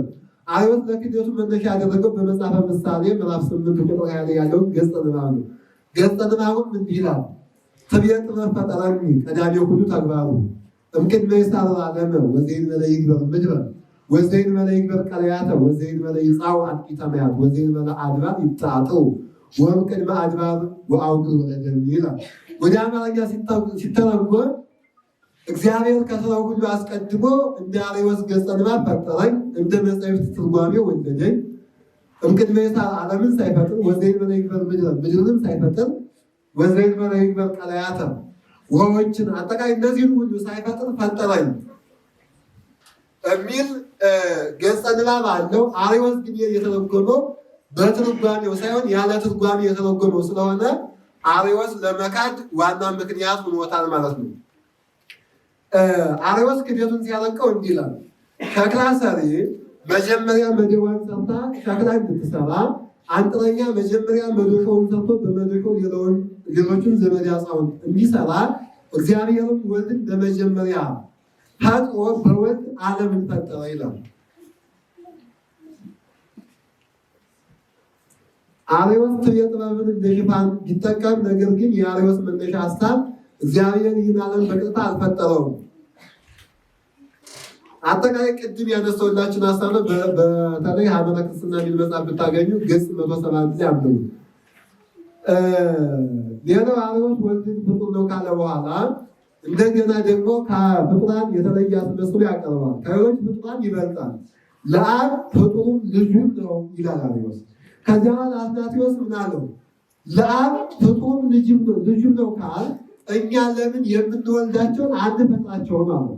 ለዚህ መልስ የለው። ለምሳሌ ያክል እኛ ልጆችን መውለድ እንጂ መፍጠር ግን አንችልም። ስለዚህ ወልድ ነው የአትናቴዎስ ሀሳብ። ወይ ፍጡሩ ነው በል ወይ ልጁ ነው በል። አርዮስ ግን ልጁ ነው እንዳይል ይሄኛውን ሀሳብ በመጽሐፍ ትርጓሜ አልተረዳም። ከዚያ በኋላ ፍጡር ነው እንዳይል ደግሞ ወልድ የአንተ ዋሜ ወለድኩት እና አንተ ልጄ ነህ ነው ዛሬ ወለድኩ እያለ ለቤተ ጊዜ ቅዱስ ሌሎች መጽሐፍ ይናገራሉ። ስለዚህ ከዚህ ሀሳብ ለመዳን ልጁን ፍጡር ነው ብሏል። ከዚያ በኋላ አርዮስ እንዲህ ይላል። በማኅበረ ሥጋዌ ባሳየው ታዛዥነትና የተጋድሎ ጽናት ከእግዚአብሔር አብ ቡራኬ ጸጋን ተቀብሎ እንደ ጻድቃን እንደ ሰማዕታት ሱታፌ አምላክነትን አገኘ ይላል። ማንን ነው እንደዚህ የሚለው? እግዚአብሔር ወልድን ማለት ነው። የአርዮስ ትምህርት ጠቅለል ባለመልኩ ሲታይ ነገረ ድነትን ማለትም የሰው ልጆችን ከ5500 ዘመን ስቃይና መከራ በክርስቶስ መለኮታዊ አዳኝነት መዳናቸውን ገደል የሚሰድ ፍጹም የክህደት ትምህርት ነው። ምክንያቱም ፍጡሩን ያድነውና። ለምሳሌ ያክል ክርስቶስ 5500 ዘመን የቆየው ለምንድን ነው ከተባለ፣ ወይም የሰው ልጅ ሳይድን 5500 ዘመን የቆየው ለምንድን ነው ከተባለ ክርስቶስ ሲመጣ ነው። በሰው ደም የምንድን ቢሆንና የገነትን በር የሰው ደም መክፈት የሚችል ቢሆን ኖሮ እነ ኢሳይያስ ተሰቅለው ደማቸውን አፍሰዋል። እነ ኤርምያስ በድንጋይ ተወግረው ደማቸውን አፍሰዋል። እነ አቤል መጀመሪያ ጊዜ አቤል በወንድሙ በቃየል ተገድሎ ደሙን አፍሰዋል። የእነዚህ ሁሉ ደም ግን እኛን ወደ ገነት ሊያስገባን አልቻለም። ለምን ከተባለ ፍጡር ናቸውና። ለዚህም ነው ኢሳይያስ አኮ በሰማይ ወአኮ በመላክ አላ ለልቡ እግዚእ ይመጽእ አይደለም። እንደውም መላእክትን ልኮም አይደለም፣ ነቢያትንም ልኮ አይደለም፣ ራሱ ክርስቶስ መጥቶ ያድነናል እያለ የተናገረው ማለት ነው። አትናቴዎስ ይህን ዓለም ራሱ የፈጠረ እንጂ ሌላ የሚፈጥርለት አያስፈልገውም። እግዚአብሔር ዓለምን ለመፍጠር እስከ ዓለም መቻል ደርሶ ደካማ አይደለምና ይላል። በኦሪት ዘፍጥረት ምዕራፍ 1 ምንድነው? በቀዳሚ ገብረ እግዚአብሔር ሰማይ ወምድር፣ በመጀመሪያ እግዚአብሔር ሰማይና ምድርን ምን አለ? ፈጠረ። ስለዚህ ከዚህ በላይ የእግዚአብሔር ፈጣሪነት ዓለምን ጊዜ እንደፈጠረ ሌላ ማስረጃ ያስፈልገን ማለት ነው። ጉባኤው መጀመሪያ የተነጋገረበት ሀሳብ አርዮስ ያቀረባቸው ጥቅሶች መመርመር አንደኛው የጉባኤ ስራ ነበረ። ሁለተኛ አርዮስ ትንቢተ ጥበብ ፈጠራዊ የሚለውን ቃል እንዲተረጎሙ ማየት። ሶስተኛ ወልድ በባህሪው ፍጡር ከሆነ በመዳን ምስጢር ላይ ስለሚያደርሰው አደጋ ማሰብ። አራተኛ እግዚአብሔር ቃል ለሰው ልጅ ሲል ወዶ ያደረገውን ተዋረዶ ወይም ትሕትና አርዮስ የባህሪ ተወራጅነት ቢኖርበት ነው ያለውን ሀሳብ አሁንም ማየት። አምስተኛ ወልድ በባህሪው ፍጡር ስላለ እንደ ሌሎቹ ፍጡራን በገድል በትሩፋት የአምላክነት ክብር አገኘ የሚለውን ሀሳብ አሁንም በጥልቀት መመርመር የጉባኤ ወይም በጉባኤ ቤቱ የተሰበሰቡ ሊቃውንት ዋና ዓላማ ነበር። በቅዱሳት መጻሕፍት ምስክርነት የወልድ አምላክነት ከሰው ልጆች መዳን ጋር የተያያዘ ነው። አርዮስ አምላክ ካልሆነ ግን እኛም አልዳንም ማለት ነው። በእርሱም መዳናችን ካመን ግን ያዳን እሱ የባህሪ አምላክ መሆኑን ማመንና ማወቅ አለብን። ፍጡራንን ማዳን አይችልምና ራሱ መዳን የሚያስፈልገው ስለሆነ ማለት ነው። ኢሳይያስ ወኮነ ጽድቅነ ከመ ጽድቀ ትክቶን እንደው አይደለም መርገማችን ይቅርና ጽድቃችን የመርገም ጨርቅ ሆነብን ያለው ፍጡር ስለሆነ ነው። ክርስቶስ ግን ፈጣሪ ስለሆነ እኛን ከቅድስት ድንግል ማርያም ተወልዶ ያዳነ ፈጣሪ ስለሆነ ነው። ይህን ማቴዎስ በምሳሌ ሲያስረዳ በማቴዎስ ወንጌል የተማርነው የጠፋው በግ ምሳሌ መላውን የሰው ዘር የሚመለከት ነው። ፈላጊውም ቃል የእግዚአብሔር አብ የባሕርይ ልጁ ነው። ቃል ፍጡር ከተባለ የጠፋው እርሱ ራሱ ነው ብሎ አርዮስና መሰሎችን አመድ ያነሷቸዋል በቃለ እግዚአብሔር ማለት ነው። ከዚያ በኋላ እንዴት ፍጡር ይላል የሚል የአባ ጊዮርጊስ ዘጋስጫ መልስ አለ። ከዚያ በኋላም ስለ አርዮስ በጣም ብዙ የተጻፉ መጻሕፍት አሉ። በኋላ ጌታ ስለሚመልሱልን የኢትዮጵያ ቤተ ጉባኤ ለማየት ወደ እነሱ እንደው የአርዮስ መጨረሻው ምንድን ነው የሚለውን ላሳያችሁ። አርዮስ በመጨረሻ ጊዜ አምኛለሁ ብሎ ወደ ቤተ መቅደስ ገብቶ ከዚያ በኋላ ካህኑ አሐዱ አብ ቅዱስ ሲል በአማን አብ ቅዱስ አለ። አሐዱ ወልድ ቅዱስ ሲል አይ ፍጡሩን ከፈጣሪ ጋር አመሳሰሉ ሲል በዚህ ጊዜ ልቦ ነው ሆዱ ታወቀና ወደ ዳር ወጣ። በዚያው እንደወጣ አንጀው ተዘርግፎ ቀርቷል ማለት ነው። እና ይገርማቸዋል። አርዮስ በጣም የሚወዱት አርዮሳውያን ስለነበሩ አርዮስ የተቀበለበት ቦታ እየተባለ ይጎታ ስለነበረ የአርዮስ ወዳጅ የሆነ አንድ ባለጸጋ ቦታውን ገዛና ቤት ሰራበት። ለምን ከተባለ አርዮስ የሞተበት ቦታ እየተባለ ምን እንዳይባል እንዳይጎራ ማለት ነው። ይህን ያህል ንብረት ነበራቸው።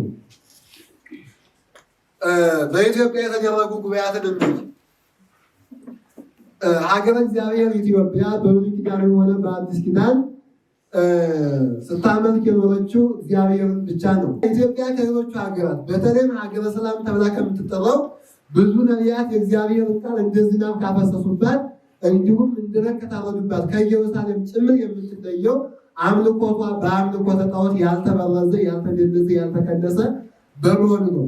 ሀገረ እግዚአብሔር ኢትዮጵያ አዲስ ኪዳንን የማንንም ሐዋርያ ደም ሳታፈስ ወዳና ፈቅዳ ከተቀበለች ጀምሮ ክርስትናዋ በምንም የክደት ትምህርት ሳይበረዝ ለ1500 ዓመታት ኖራለች።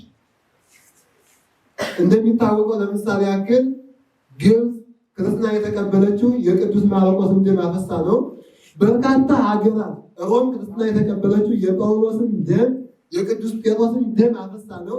ሌሎችም በርካታ ሀገራት የሐዋርያትን ደም አፍሰው ነው ክርስትና የተቀበሉ። ኢትዮጵያ ግን የማንንም ሐዋርያ ደም ያላፈሰሰች ሀገር ነው። ወዳና ፈቅዳ በራሷ ጊዜ የተቀበለች ሀገር ማለት ነው። እና ለ1500 ዓመታት ያለምንም ሁከት ኖራለች። ሀገረ እግዚአብሔር ኢትዮጵያ ለ1500 ዓመታት በነፃነትና በክርስትና ጸንታ የኖረች ሀገር ስለነበረች ከውጭ የሚመጡትን የእጅ ስራና የንግድን ጉዳይ ከመነጋገር በቀር ስለ ሃይማኖት ጉዳይ በምንም መልኩ አይጣጣሉም ነበር። ነገር ግን የግራኝ መሐመድ ወረራ የካቶሊክን የፖርቱጋል እርዳታ ሲስብ እንደዚሁ ይህ እርዳታ የካቶሊክነቱን ዋጋ አስጠየቀ። ለምን ነው ከተባለ አጤ ልብነ ድንግል ሮማውያን ወይም ግራኝ መሐመድን ማሸነፍ ስላልቻሉ ከሮም እርዳታ እንዲላክላቸው ጠየቁ። ከዚያ በኋላ 400 ፖርቱጋሎች መጡ። ከዚያ በኋላ እነዚያ መጥተው ኢትዮጵያውያንም ምንም ተባብረው ግራኝን ካስወገዱ በኋላ እነዚህ ሰዎች ምንድን ያሉ ከተባለ ካቶሊክነት በኢትዮጵያ ምድር እንዲሆን ይፈቀድ ያሉት። ምክንያቱም ያቺ እርዳታ በጣም ብዙ መዘዝን አስከትላለች። ግራኝ መሐመድና ካቶሊኮች ሀገረ እግዚአብሔር ወደ ሆነችው ወደ ኢትዮጵያ ከገቡበት ሰዓት ጀምሮ ኢትዮጵያ ሰላሟን አታቀርታለች። ለዚህም ነው አንዳንድ ምሁራን ግራኝ መሐመድ እንዳታገግም አድርጎ ካቆሰላት ቁስል ገና እስከዛሬ አላገገመችም የሚሉ። ለምሳሌ ያክል ግራኝ መሐመድ ቤተክርስቲያን ካቆሰላት ቁስል እስከዛሬ ድረስ አላገገመችም። ለምሳሌ ያቆሰላት ቁስል ባጭሩ አሳያችሁ። የቤተክርስቲያን የሙያ ደረጃ ዝቅ እንዳለ እንዲቀር አድርጎታል። ለምሳሌ ቅድመ ግራኝ መሐመድ የነበሩ አባቶቻችን አንድ ካህን የሚሆነው ብሉይ ኪዳንና አዲስ ኪዳን ተምሮ ነው።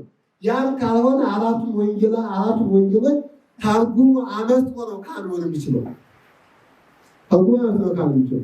ከዚያ በኋላ ግን ሊቃውንቱ ስለታመኑ ቅዳሴው ከሚታጎል ህዝቡም ያለ ቅዳሴ ከሚኖር ይግባ ተባለ። ውዳሴ ማርያም የጨረሱ ውዳሴ ማርያምም ሳይጨርሱ ወደ ቤተ መቅደስ የሚገቡ ካህናትና ዲያቆናትን ማፍራት ቻለ። ይህ ብቻ ሳይሆን ምንም ሳያውቁ ጳጳሳት የሚሆኑ ጳጳሳትንም ቤተክርስቲያናችን ማፍራት ቻለች ማለት ነው። ምንም የቤተክርስቲያንን ትምህርት ያልተማሩ ጳጳሳትን ቤተክርስቲያናችን ማፍራት ጀምራለች።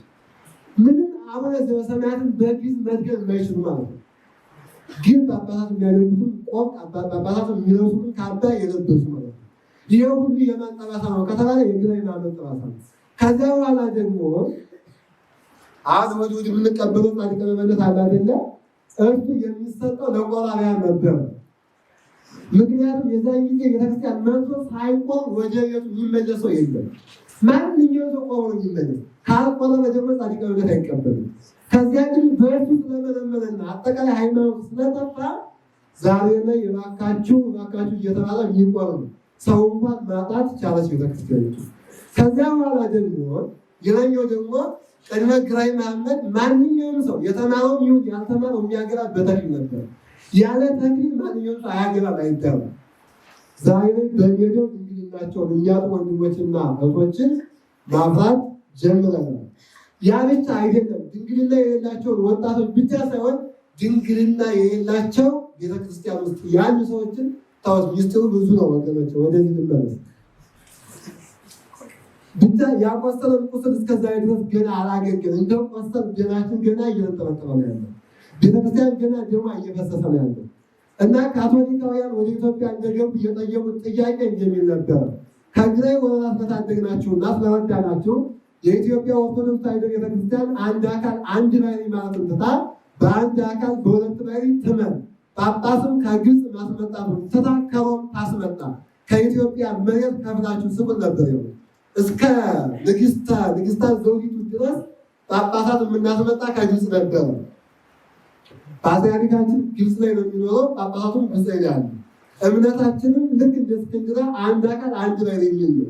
የካቶሊክ እምነት ደግሞ በ451 የተጀመረው አንድ አካል ሁለት ባሕርይ የሚል ስለነበረ ስለረዳናችሁ ሃይማኖታችሁን ቀይሩ፣ ኢትዮጵያንም ቆርሳችሁ ስጡ ነው።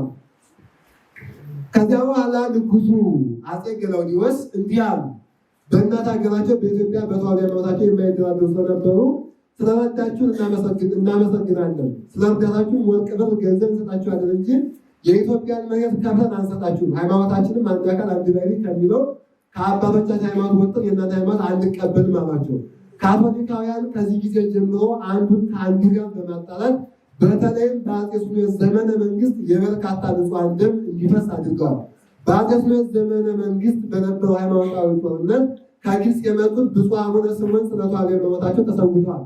ሌሎችም በርካታ ኢትዮጵያን እንደ ስንዴ ለተፈጠረችው ሃይማኖታቸው በተለይም ደንቀስ በሚባል ቦታ በአንድ ቀን 8,000 ሆነው ተሰውቷል። ለዚህ ሁሉ ደም መፍሰስ ምክንያት የሆነው ደግሞ ካቶሊካውያን ናቸው። የዚያ ሁሉ ንጹሐን ደም ግን በፈሱ አልቀረም። የንጉሱ የአጼ አንደበት ተዘጋ። በኋላ ከማኅበረ ሥላሴ አምደ ሥላሴ የሚባሉ አባት መጥተው ሰጧቸው። ከዚያ በኋላ ንጉሱ የሮማ ሃይማኖት ትርከስ፣ የእስክንድርያ ሃይማኖት ትመለስ፣ ፋሲል ይንገስ ብለው አዋጅ ነገሩ። ከዚያ በኋላ የመጀመሪያው ጉባኤ በጎንደር ተደረገ።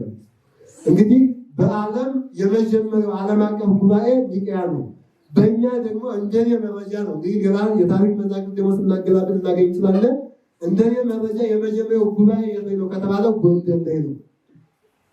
በፋሲል ዘመነ መንግስት ጎንደር ጉንደ ሀገር እየተባለች በምትጠራውና የሊቃውንት ከተማና መናኸሪያ በሆነችው በጎንደር እንደዚህ ጽሑፍ አቅራቢ መረጃ የመጀመሪያው ጉባኤ ተደረገ። የጎንደር ሊቃውንት አጼ ፋሲልን የወገኖቻችን ደም በከንቱ ፈሶ አይቀርም፣ ጉባኤ ይደረግልና እንከላከል ብለው ጠየቁ። አጼ ፋሲልም አዋጅ ነግረው በታላቋ ከተማ በጎንደር ጉባኤ ተደረገ።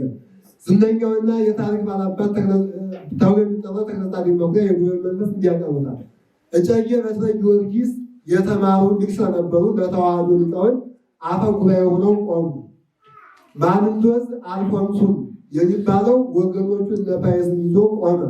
በመጀመሪያ አልፎንሱ እጨጌ በትረ ጊዮርጊስን የአብ የባሕሪ ልጁ ታሞ ሞተ ዓለምን አዳነ የሚል ንባብ ከብሉይ ኪዳን ከአዲስ ኪዳን ማስረጃ ስጠኝ ብሎ ጠየቃቸው። ምንም ጥያቄ ጠየቃቸው። የአብ የባሕሪ ልጁ ታሞ ሞተ የሚል ገጸ ንባብ አምጣልኝ ብሎ ከዚያ በኋላ እጨጌ በትረ ጊዮርጊስም ጳውሎስ ወደ ሮሜ በጻፈው መልእክቱ እግዚአብሔር ጠላቶቹ ስንሆን በልጁ ሞት አዳነን ይልባል ብለው መለሱለት። እሱም መሳተው ዝም አለ። ቀጥሎ ማሸነፍ ያገኘው መስሎት የእግዚአብሔር ፊቱ እየዞረ ወዴት ነው አላቸው። እጨጌውን በጉባኤው መብራት አስመርተው የዚህ መብራት ፊት ወዴት ነው እያሉ መልሰው ጠየቁ። መብራቱን ከዚህ ላይ ያበሩና የመብራቱ ፊት ወዴት ነው ይዞራል? የመብራቱ ፊት ወዴት ነው ይዞራል? ለምሳሌ ሻማ ማብራት ይታወቃል? አይታወቅም። የእግዚአብሔርን ፊቱ የዞረበት አይታወቅም አሉና ይልቁንም አሉ ገጹ ለእግዚአብሔር ሀበ ይገብርኩ የእግዚአብሔር ፊቱ ክፉ የሚያደርጉት ነው አሉና ለብዙ ዘመናት የንጹሐን ደም ሲያፈስ የኖረውን አልፎንሱን በጥፊ መቱት እያለ የታሪክ መዛግብት ይናገራል። ባለቅኔውን ረከብናሁ ለበዝ ዘያደክማ ለሮሜ ጽሩዓ በንባብ ወቅሩጸ በትርጓሜ እነሆ ሮሜን የሚያዳክማትን በትር አገኘን፣ እሱም በንባብና በትርጓሜ የተቀረጸ ነው እያለ ተቀኝቷል። ጎንደር ላይ የጎንደር ሊቃውንት አሸንፈው ጉባኤው ተጠናቋል። ከዚያ በኋላ ሁለተኛው ጉባኤ አሁን ባለንባት በደብረ ታቦር የተደረገ ጉባኤ ነው። ደብረ ታቦር የሚለውን ስሟን እግዚአብሔር ቃል ለደቀ መዛሙርቱ ብርሃነ መለኮቱን ተገለጸባትና አብ በደመና ሆኖ ዝንቱ ውእቱ ወልድየ ብሎ እግዚአብሔር ቃል የራሱ የእግዚአብሔር አብ የባሕሪ ልጁ መሆኑን ተገለጸባት። ሐዋርያትም እግዚአብሔር ቃል የእግዚአብሔር አብ የባሕሪ ልጁ መሆኑን ከተረዱባት ቅዱስ ጴጥሮስ ሰናይ ለነ ሀልወ ዝየ እያለ ክርስቶስን በዚያው በደብረ ታቦር እንዲቀሩ ከለመነባት የምስጢርና የእውቀት ቦታ ከሆነችው ከጥንታዊቷና ከታሪካዊቷ ደብረ ታቦር ጥንታዊቷና ታሪካዊቷ ደብረ ታቦር የሚለውን ስም ወስዳለን፣ ወይም በደብረ ታቦር ተብላለች ማለት ነው። ደብረ ታቦርን የመሰረቷትና ደብረ ታቦር የሚለውን ስያሜ ለደብረ ታቦር የሰጧት ርዕሰ አድባራት ደብረ ታቦር የመሰረቱት ታላቁ አባት ወይም ታላቁ ንጉሥ አጼ ሰይፈ አብን ናቸው። ደብረ ታቦር በርካታ ሊቃውንት የሚመረቱባትና ሊቃውንት እንደ ምንጭ ውሃ ዕለት የሚመነጩባት የሊቃውንትን ጸጋ ከላይ ከእግዚአብሔር የተቀበለች ምድር ናት። ቃለ እግዚአብሔር እማመት እስከ አውደ ዓመት ከዓመት እስከ ዓመት እንደ ክረምት ዝናብ የሚዘንባት ምድር ናት። ሕፃናት እንደተወለዱ የቅዱስ ያሬድን የዜማ ትምህርት እንደ ወተት የሚጎነጩባት የሊቃውንቱ ቅኔ እንደ ጎርፍ የሚጎርፉባት ምድር ናት። እንደ ብሉይ ተክሌ ብሉይ ኪዳንን እና አዲስ ተክሌ አዲስ ኪዳንን የተረጎሙባት ምድር ናት። እነ መምህረ መምህራን የታበዛብን በዚሁ በደብረ ታቦር አራቱን ጉባኤ መጻሕፍት ያስተማሩባት እነ ተክሌ ገብረሐና ተክሌውን የዘመሩባት እነ አክሊለ ወርቅ ረቂቅ በሆነው ቅኔ የረቀቁባት ብዙ ጥበበኞች ምሁራን የተጠበቡባትና የተፈላሰፉባት ምድር ናት። ሊቃውንትን በማኅፀኗ ተሸክማ የምትኖር ምስጢራዊት ሀገር ናት ደብረ ታቦር። ታሪካዊቷና ጥንታዊቷ ደብረ ታቦር በርካታ እምቅ ድብቅ የሆኑ ምስጢራትን ተሸክማ የነበረች ያለች የምትኖር ሊቃውንት የሚፈበረኩባት የሊቃውንት ፋብሪካ ናት። ደብረ ታቦር ታላቁ ንጉሠ ነገሥት አፄ ቴዎድሮስ በዘመነ መሳፍንቱን በቅርጫት ሥጋ ተከፋፍሏት የነበረችውን ኢትዮጵያን ወደ አንድነት ያመጡበትና ቤተመንግስታቸውን ደብረ ታቦር መድኃኔዓለም ላይ በማድረግ ኢትዮጵያን የመሩባት በአፍሪካ ምድር ለመጀመሪያ ጊዜ በዚሁ በጋፋት መንድ በማሰራት ጥበባቸውን በጥበበኛዋ ምድር ለዓለም የገለጹባት ሀገር ነው። እሷ ማናት? ደብረ ታቦር ማለት ነው። ደብረ ታቦር የአድዋ ድል ባለቤት የሆነው ታላቁ ንጉሥ እቴጌ ምኒልክ ፈረስ በመጋለብ ጦር በመወርወር ጋሻ በመመከት አጠቃላይ ኢትዮጵያዊነትን ኢትዮጵያን ከራሳቸው በላይ ከሚወዷት ከአፄ ቴዎድሮስ የተማረባትና የሀገር ፍቅር የቀሰመባት በኋላም ከአፄ ቴዎድሮስ ልጅ ጋር የተመሸረባት ምድር ናት። ደብረ ታቦር አሁንም የአድዋ ድል ባለቤትና የኢትዮጵያ እንዲሁም የአፍሪካ ኩራት የሆነችው እቴጌ ጣይቱ ተወልዳ ያደገችበትና አጠቃላይ የቤተክርስቲያን ሙሉ ትምህርት እንዲሁም ኢትዮጵያን ከራሷ ጋር አዋህዳ የቀሰመችባት ምድር ናት። ደብረ ታቦር አፍቃሪ ሊቃውንት ተሰበኳት በመሳፍንት ራስ ጉግሳ ወሌ ቤተ ጉባኤን ያፋፉበትና የልጅ የጥምቀት የመጋቢት በዓለ እግዚአብሔር የእርገት እንዲሁም በወራዊ በዓላት የእመቤታችን የበዓለ እግዚአብሔር ከሊቃውንቱ ጋር አድረው ሌሊት በቃለ እግዚአብሔር ሲያረሰርሷቸው ያደሩት ሊቃውንት በጠጅ ሲያረሰርሱባት የነበረች ምድር ናት። ይህ ማለት አጅባር ላይ ነው ሲያደርጉ የነበሩ። እንደውም በራስ ጉግሳ ቤት ከሚደረገው የቅኔና የዝማሬ ማዕት የተነሳ የራስ ጉግሳ ወሌ ቤተመንግስት ታነቅሎ ርብ የገባ ይመስል ነበር ይላሉ ሊቃውንት። ዛሬ ነው ርብ የገባ፣ ምክንያቱም ዛሬ ላይ ያ ነገር የለምና ማለት ነው። አጠቃላይ ደብረ ታቦር በመንፈሳዊ ሆነ በዓለማዊ ዘርፍ አኩሪ ታሪክ ያላቸው ታላላቅ ሰዎች የተነሱባትና አያሌ ስራ የሰሩባት ታሪካዊትና ጥንታዊ ከተማ ነው። ስለዚህ በዚህ በታላቁና በጥንታዊ ታሪካዊ ቦታ ጉባኤ ተደርጓል። ጎንደር ላይ የተሸነፉት በተዋሕዶ ጸጋዎች ሲሆኑ ደብረ ታቦር ደግሞ ጉባኤ ተደርገው የተረቱት ቅባቶች ናቸው። እነማን ናቸው ያልኳችሁ? ቅባቶች ናቸው። ይህንም ጉባኤ ያደረጉት ማናቸው? አፄ ቴዎድሮስ ነው። የተደረገውን አጅባር ሜዳ ላይ ነው ማለት ነው። የደብረ ታቦር ጉባኤ ውጤታማ ውሳኔ በመልአከ ታቦር ዘይቤ ፐርፎርማንስ ዝክረ ነገር ላይ የሚለውን ከሚለው መጽሐፍ ላይ ያገኘሁትን ያስቀመጥኩት የኢትዮጵያ ቤተመንግስት ከግራኝ መሐመድ ድምሳሴ በኋላ ከሸዋ ወደ ጎንደር በመሆኑም ከጎንደር እስከ አፄ ቴዎድሮስ ዘመን ድረስ የመላዋ የኢትዮጵያ ሊቃውንት ማዕከል ነበረች። ከግራኝ መሐመድ ጀምሮ እስከ አፄ ቴዎድሮስ ዘመን ድረስ ቤተመንግስቱ የነበረው ጎንደር ላይ ነው። ከዚያ በአፄ ቴዎድሮስ ዘመን ደግሞ ቤተመንግስቱ እዚሁ ደብረ ታቦር መድኃኔዓለም ላይ ሆኗል። እንዲሁም ቤተመንግስታቸው ደብረ ታቦር መድኃኔዓለም ላይ ነበር እና ከታች ባላቸው ዕለት ከመንበረ ዙፋናቸው ተቀምጠው ሳለ በአካል የሚዋሉ በላይ የሚዋሉ አንድ ከእሳቸው በላይ ግርማ ሞገስ ያለው በጣም ትልቅ የሆነ እንግዳ መጣባቸው እና ከንጉሥ መቀመጫ ደግሞ ሌላ እንግዳ መቀመጥ አይችልም እና አፄ ቴዎድሮስ ተነስቶ የሚያስቀምጡበት አጥተው ወዲያና ወዲያ ሲሉ ያ እንግዳ ምን አላቸው? እንደ የምቀመጥበትን ቦታ እኮ ተቀምጠበታል፣ የሌት ታስቀምጠኛለህ አላቸው። ከዚያ በኋላ ይህ ቦታ የንጉሱ የእግዚአብሔር ቦታ ነው ብለው ይኸው የምናየውን ደብር ከዚህ አድርገውታል ማለት ነው። እና ስብሰባውም ጉባኤውም ከዚህ አካባቢ ነው የሚሉም አሉ፣ አጅባር ላይ የተደረገ የሚሉ አሉ። ብቻ ደብረ ታቦር ላይ ጉባኤ ተደርጓል። ስብሰባው የሊቃውንት መንበረ ማዕረግ በሚል ጥያቄ ደብረ ታቦር ላይ ተሰብስቦ ለዚህ ችግር ዘላቂ መፍትሄ እንዲያደርግ ተወያየ። ስብሰባውን ቀጠለ። የአፄ ቴዎድሮስም መስሎ ድንጋይ ተሸክሞ መጥቶ እንግዲህ ሊቃውንት ተሰብስበው ጉባኤ ለማድረግ ሊቃውንት ተሰብስበው እያለ አፄ ቴዎድሮስ አይደሉም። ነገር ግን የአፄ ቴዎድሮስ ኩም አፄ ቴዎድሮስን መስለው ድንጋይ ተሸክመው መጥተው እንዲህ አሉ። አሁን ከፊታችሁ ድንጋይ ተሸክሜ የቆምኩት ለመለመን እንጂ ለማዘዝ አይደለም። ባለፉት ጊዜያት ቀላል ቁጥር የሌላቸው የጎንደር ነገሥታት ጊዜያቸውን ሲያሳልፉ የኖሩት የሃይማኖት ጽንፈኞችን በማከላከል እንደነበር ታውቃላችሁ። ያም ድርጊት የእርስ በርስ ጥላቻና መለያየትን እንጂ ለሀገርም ለሃይማኖት ተከታዮቻቸውን ያስገኘው ፋይዳ የለም። ስለሆነም እኔ አሁን የኢትዮጵያ ንጉሥ ሁኜ ይህን ሕዝብ ስመራ በዚህ ታሪክ ውስጥ ለማለፍ አልፈልግም። የኢትዮጵያ ኦርቶዶክስ ተዋሕዶ ቤተክርስቲያን ሃይማኖት ከእስክንድርያ ሐዋርያዊት ቤተክርስቲያን ሃይማኖት የተለየ እንደሆነ አውቃለሁ። ያም የተዋሕዶ ሃይማኖት ነው። ይህ በአሁኑ ጊዜ ቤተክርስቲያን ሊቃውንትና ሕዝብ እያለያዩ ሀገሪቱን ሰላም አልባ እንድትሆን ያደረገው የቅባትና የጸጋ ሃይማኖት የእስክንድርያን የአባቶቻችን እውነተኛ ሃይማኖት አይደለም። የቅባትና የጸጋ ሃይማኖት ከጊዜ በኋላ የተፈጠረ ሰው ሰራሽ ሃይማኖት ነው። ስለዚህ አሁን ይህ ጉባኤ እንዲካሄድ ያደረጉት ለማከላከል ሳይሆን የኢትዮጵያ ቤተክርስቲያን እምነት እንደ እስክንድርያ ተዋሕዶ ብቻ መሆኑን በሙሉ ድምፅ አረጋግጣችሁ ስብሰባው ይጠናቀቁልኝ ስል ነው ሲሉ ንግግሩን ይፈጽማሉ። እየጨረሱ ነው። ይህ የተማጽኖ ቃል የማን ቃል እንደሆነ የሚያውቅ አንድ ምሁር ደብተራ ተነስቶ በመጀመሪያ ንጉሱ ይህን ጥያቄ ለሊቃውንቱ ያቀረቡት መክረውና ዘክረው እንደሆነ በማሳሰብ ጉባኤውን መክሮና ዘክሮ መልስ እንዲሰጥ የተወሰነ የውይይት ጊዜ እንዲሰጠው ጠየቀ። ንጉሱን ጥያቄውን በመቀበል ጊዜ ሰጥተው ከአዳራሻቸው ወጡ። ከዚያም በዚህ ጥያቄ ውይይት እንደተከፈተ ያውይት እንደተለመደው ተነስቶ ለጉባኤው እንዲህ አለ። ክቡራን ሊቃውንት፣ ንጉሱ ይህን የትህትና ጥያቄ ያቀረቡት ድንጋይ በመሸከም እንደሆነ አይታቸዋል። ጥያቄውም ለተዋሕዶ ሃይማኖት ቀጣይነት የቀረበ እንደሆነ ሰምታችኋል። ስለዚህ ጥያቄውን ያለ ልዩነት ብንቀበለው ጥሩ ነው። ያ ካልሆነ ይህ ድንጋይ በኋላ ከማን ላይ የሚያልፍ ይመስላችኋል ሲል ሀሳብ አቀረበ።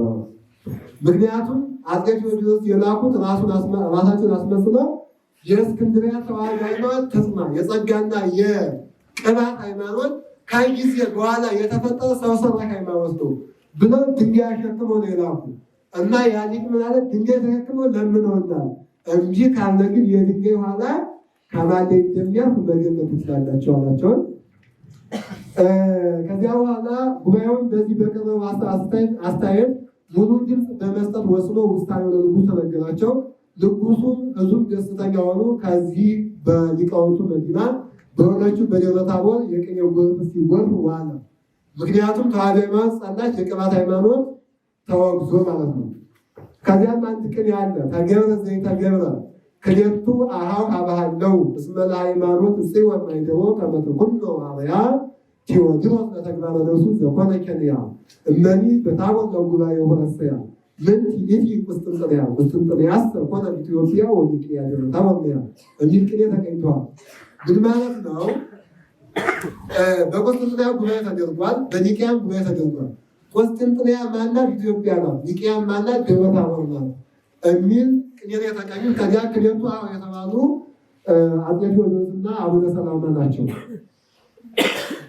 ከዚያ ሶስተኛው ጉባኤ ይችን ናት የቀረችን። ቦሮ በወሎ ክፍለ ሀገር የምትገኝ ሀገር ናት። ቦሮ ሜዳ የተደረገ ወሎና አባ ጊዮርጊስ ዘጋስጫ ከ40 በላይ የሚሆኑ ታላቅ መጽሐፍ የደረሱባት ዮሐንስ ገብረዊ ቅኔውን የደረሱባት የበርካታ ምሁራን መዲና ናት።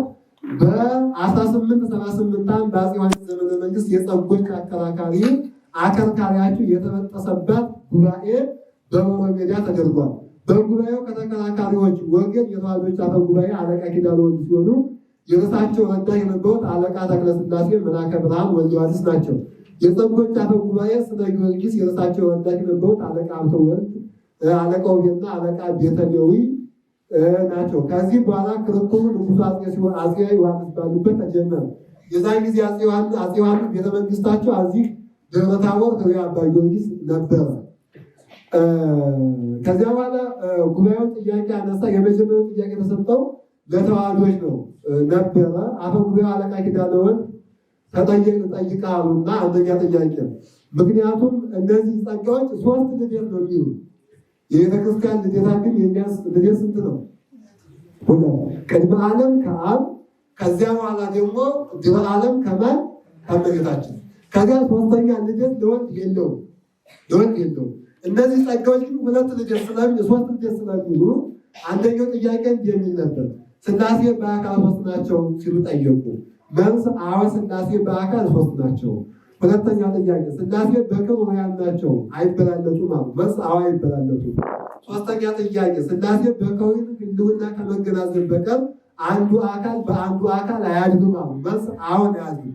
ሥላሴ በህልውና አብ ባለበት ወልድ አለ፣ ወልድ ባለበት መንፈስ ቅዱስ አለ፣ መንፈስ ቅዱስ ባለበት ደግሞ አብና ወልድ አሉ፣ አብና ወልድ ባለበት መንፈስ ቅዱስ አለ። ይህ ህልውና ነው እንጂ በህድረት አይደለም።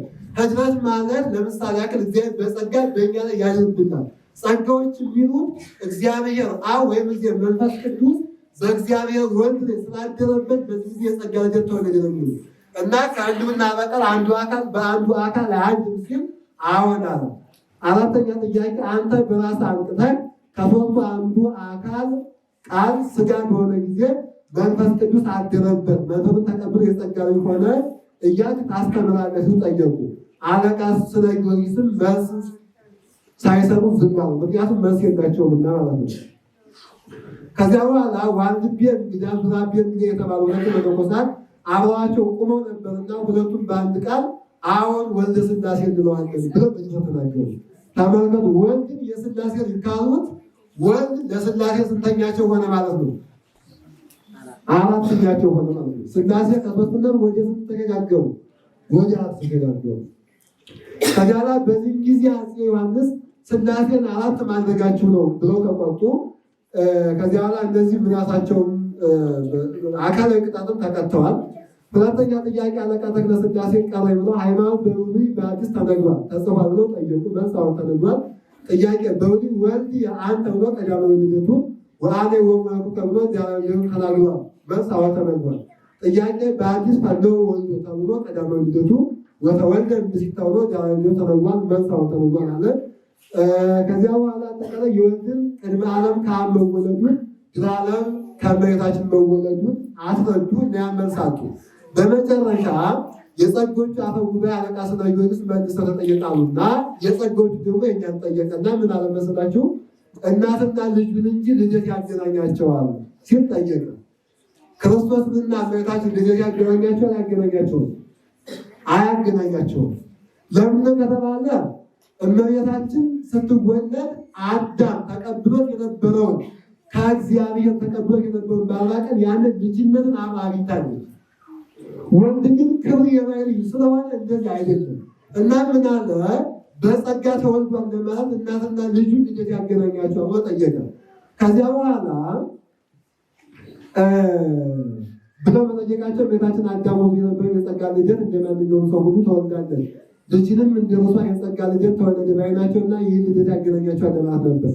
የተዋሕዶ ሊቅ መልአከ ብርሃን ወልደ ሥላሴ ግን ጠለፍ አድርገው አባዬ አባዬ የአራጃ መምህር አሉና የርሷ ልደት በዘር በሩካቤ የርሱ እንበለ ዘር እንበለ ሩካቤ ምን ያገናኛቸዋል ብሎ መለሱ።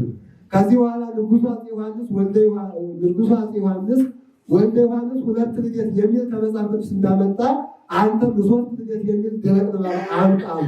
አለቃ ስለ ጊዮርጊስም በደብረ ብርሃን ተአምረ ማርያም ተጽፏል አለ። አፄ ዮሐንስም ከተማርከው ከአራቱ ጉባኤያት አተም ተአምረ ማርያም ትጠቅሳለህ ቢሉት ከአራቱ ጉባኤያትስ የለም አላቸው። በሮሮ ሜዳ ተዋሕዶዎች ጸጋዎችን አሸንፏል። የኢትዮጵያ ቤተክርስቲያን ታሪክ በአቡነ ጎርጎርዮስ በ68 ስለዚህ እስካሁን ቤተክርስቲያን አሸናፊ ሆና ነው የመጣችው። በአጠቃላይ የኢትዮጵያ ኦርቶዶክስ ተዋሕዶ ቤተክርስቲያን የምታምነው ሃይማኖት በዚህ ጊዜ ተመሰረተ ግን የሚባል ሰው መሰረተው የሚባል ሰው ሰራሽ ሃይማኖት አይደለም። የምታምነው አንድ እግዚአብሔር ነው። እግዚአብሔር ደግሞ በዚህ ጊዜ ተገኘ የሚባል እግዚአብሔር አይደለም።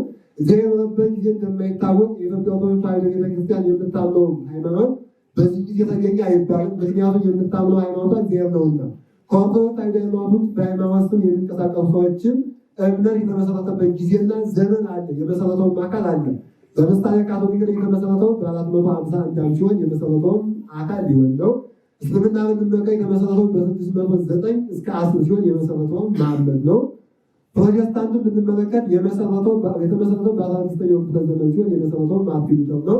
አጠቃላይ ከኦርቶዶክስ ተዋሕዶ ሃይማኖት ያለ ማንኛውም ያለ ዘመንና ያለ መስራት የተመሰረተ አይደለም።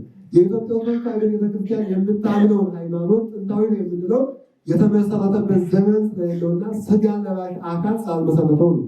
አባቶቻችን መላ ዘመናቸውን ከመናፍቃን ጋር ሲታገሉ የኖሩት ጥንታዊት የሆነችውን ሃይማኖት ለመጠበቅ ነው።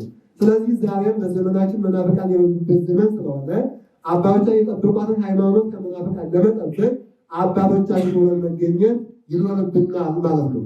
ሌላው አባቶቻችን የጠበቋትን ሃይማኖት ለማወቅና አውቀው ለመጠበቅ እንዲህ አይነት መራጅራትን ለመናን ማሳወቁ ይበል የሚያሳይ ሲሆን አሁንም ሌሎች ጉባኤዎችን እያዘጋጀ የሰንበት ትምህርት ቤት ሌሎቹን መናፍቃንና ሌሎችም አባቶቻችን እንድናይ እንዲያደርገን ሀሳብ አቀርባለሁ። ሌላው አሁንም በዚህ ጉባኤ ታሪካዊ ነገሮችንም ያየንበት ቤተ ጉባኤ ነው። ከዚህ ቀደም ለምሳሌ ያክል ዝክረ ቅዱስ ያሬድ፣ ዝክረ አድዋ ሌሎችንም የሰንበት ትምህርት ቤት አዘጋጅቷል። አሁንም እንዲያዘጋጅ ሀሳብ እያቀረቡ እነዚህን ያገኙባቸውን ዋይ መጽሐፍ ጥቀስና እንጨርስ። መጽሐፈ ሚስጥር አባ ጊዮርጊስ ዘጋስጫ፣ የቤተክርስቲያን ታሪክ በዓለም መድረክ አቡነ ጎርጎርዮስ፣ የኢትዮጵያ ቤተክርስቲያን ታሪክ አቡነ ጎርጎርዮስ፣ አመለከትና በማግደ ፍልስፍና በገሰ ፋሬስ፣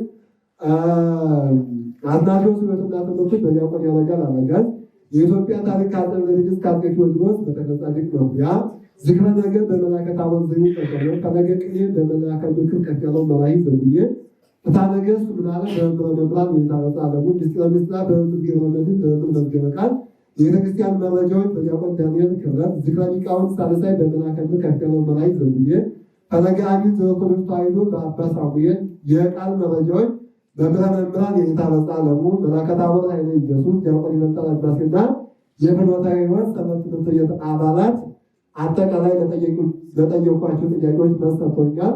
እነዚህን መጻሕፍት ለጻፉ ሊቃውንትና አሁንም የቃል መረጃዎች በሰጡኝ አባቶችና ወንድሞች እግዚአብሔር ዘመናቸውን ያስረዝምልኝ እያልኩ ከዚህ ላይ ያበቃለሁ።